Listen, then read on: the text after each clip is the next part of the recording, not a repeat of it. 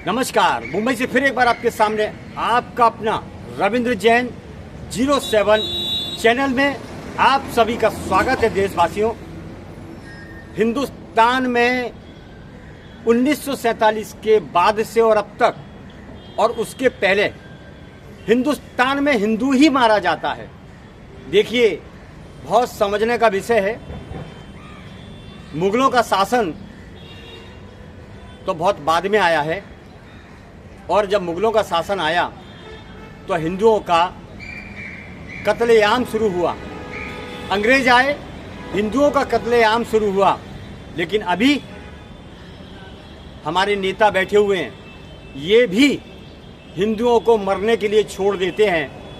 जैसा कोर्ट में तारीखें मिलती है, उसी तरह यहाँ भी तारीखें मिलती है, आश्वासन मिलता है, वादे मिलते हैं। जम्मू कश्मीर के अंदर 28 लोगों को मार दिया गया। सरकारें सिर्फ बातें कर रही है, हम कार्रवाई करेंगे, हम जवाब देंगे, हम ये करेंगे, हम वो करेंगे। इन नेताओं में क्षमता नहीं है, इन नेताओं में दम नहीं है। ये पूरा राजनीतिकरण करते हैं और अपनी रोटियां सेकते हैं। दुनिया में एक देश भी है ऐसा जिसका नाम है इजराइल। छोटा सा देश है इजराइल। एक कहावत है कि छोटा बम बड़ा धमाका। इतना गजब का देश है इजराइल, जहां पर एक इंसान की कीमत वो देश के बराबर समझते हैं। इंसान को बचाने के लिए वो अपने आप पर खेल जाते हैं। वहां की आर्मी बच्चा बच्चा देशभक्त है। इसका नतीजा है कि इजराइल के किसी एक व्यक्ति पर अगर कोई हमला करता है तो उसका बदला वो 10 से चुकाते हैं। इसीलिए इजराइल के ऊपर किसी भी आतंकवादी की नज़र नहीं पड़ती। न कोई आतंकवादी हमला करने की कोशिश करता है, न ही किसी देश की हिम्मत पड़ती है। इसे कहते हैं शासन। लेकिन भारत, कोई भी आतंकवादी आता है और घुस के हमला कर जाता है। कोई भी आतंकवादी आता है, घुस के हमला कर जाता है। बावजूद सरकार को ये मालूम है कि आतंकवाद कहाँ से आता है, किसके कहने पे ये होता है। उसके बावजूद भी बस बातें करते रहते हैं, लॉलीपॉप देते रहते हैं, रोटियां सेकते रहते हैं। और नेता हमारे पक्ष विपक्ष के, कोई मोमबत्ती जलाएगा, कोई पोस्टर लगाएगा और रोटियां सेकेगा जमकर। जबकि कायदा क्या कहता है, अगर भारत के नेता में दम है तो ईंट का जवाब पत्थर से देना चाहिए, बातें नहीं करनी चाहिए। किसी का बेटा चला गया, 28 लोगों में किसी का बेटा चला गया, किसी का पति चला गया, किसी बूढ़े माँ बाप की लाठी का सहारा चला गया। आप देखिए, फिर भी ये नेताओं का बयानबाजी, हर नेता बयानबाजी करने पर तुला हुआ है, लेकिन एक्शन नहीं लेता है।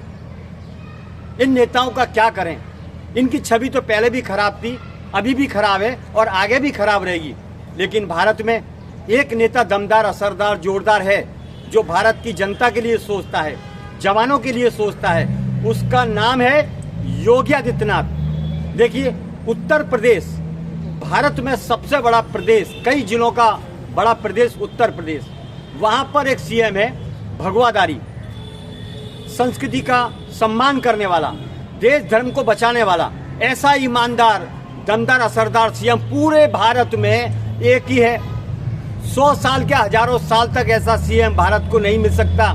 इतना गजब का सीएम है। वो तारीख नहीं देता है, सीधा ठोक देता है। आतंकवादियों को, माफियाओं को, नशे के कारोबार करने वालों को, जो भारत के खिलाफ काम करता है, उसे वो भगवाधारी ठोक देता है। क्योंकि देश हित में काम करना है, उन्हें पुण्य कमाना है, सही राजनीति करनी है। राजकारण का एक तरीका होता है करने का, जो भारत के लोगों को और भारत के नेताओं को योगी आदित्यनाथ से ही सीखना चाहिए। बाकी नेताओं में दम नहीं, बातें करते हैं। उनकी सुरक्षा के लिए बड़ी बड़ी गाड़ियां हैं, हेलीकॉप्टर हैं, पूरी आर्मी, पुलिस सब नेताओं की सुरक्षा में लगी हुई है। ये कितना एक ऐसा शर्म का विषय है भारत के लिए। ये उस भारत के लिए जहां पर राम ने जन्म लिया, कृष्ण ने जन्म लिया, महावीर ने जन्म लिया और ऐसे ऐसे योद्धाओं ने जन्म लिया जिनका नाम है छत्रपति शिवाजी महाराज, संभाजी महाराज, महाराणा प्रताप, अहिल्याबाई, महारानी लक्ष्मीबाई। किस किस के नाम गिनाऊं? पूरा इतिहास भरा हुआ है। लेकिन इन नेताओं को शर्म नहीं आती जरा भी।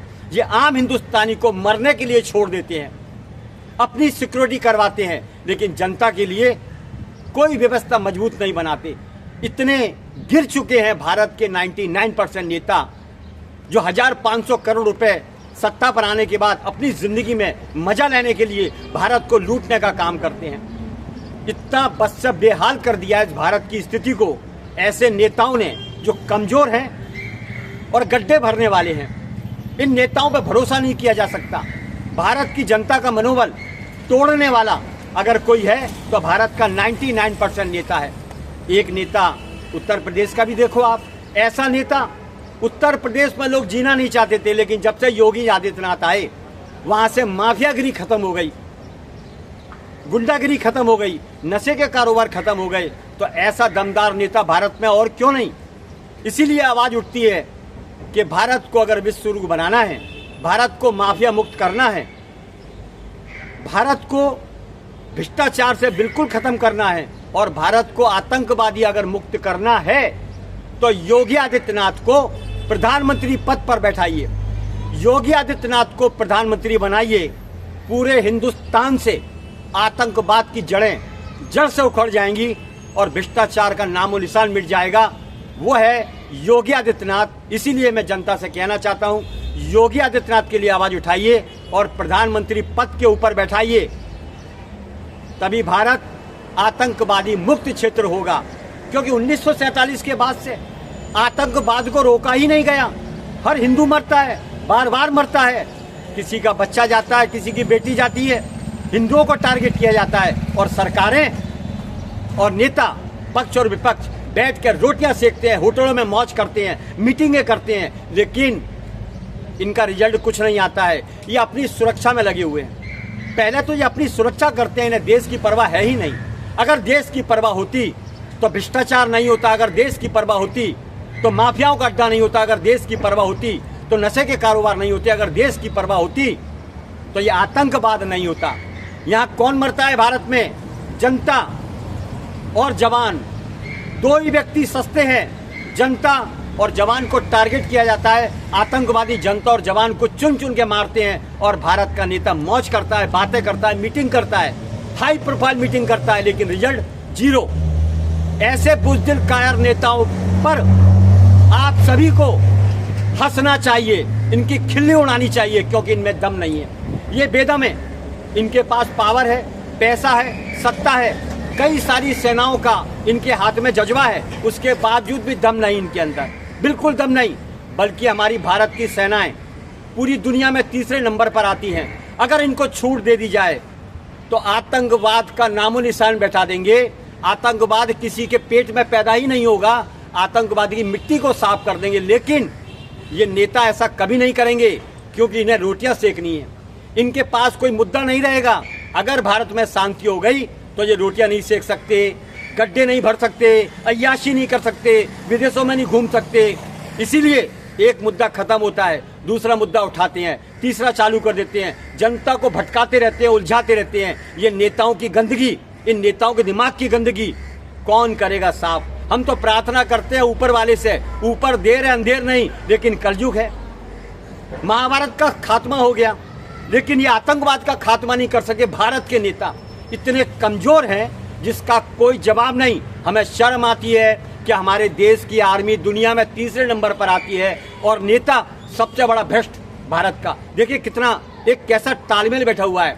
दुनिया में तीसरे नंबर की भारत की आर्मी है, ताकतवर, जिस पर इजराइल फख्र करता है। इजराइल की एक बात कहेंगे हम कि इजराइल ने कभी कहा था कि भारत की कुछ आर्मी अगर हमें मिल गई तो हम दुनिया जीत लेंगे। देखिए भारत की आर्मी का कितना नाम है, लेकिन ये नेताओं ने, इतने भ्रष्ट नेता हैं, ये अपने खाने पीने में मस्त हैं, मौज करने में मस्त हैं, घूमने में मस्त हैं, हाई प्रोफाइल मीटिंग करेंगे, लेकिन जनता के बारे में, जनता की सुरक्षा के बारे में कभी नहीं सोचते, क्योंकि इन्हें रोटियां सेकनी है, देश को लूटना है, अय्याशी करनी है। ये हकीकत है और कड़वा सच है कि भारत के किसी भी नेता को 99% जनता की परवाह नहीं है, देश की परवाह नहीं है।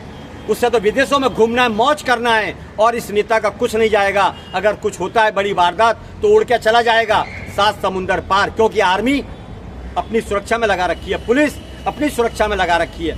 इनके गार्डन देखो, इनके घर देखो, इनके बंगले देखो।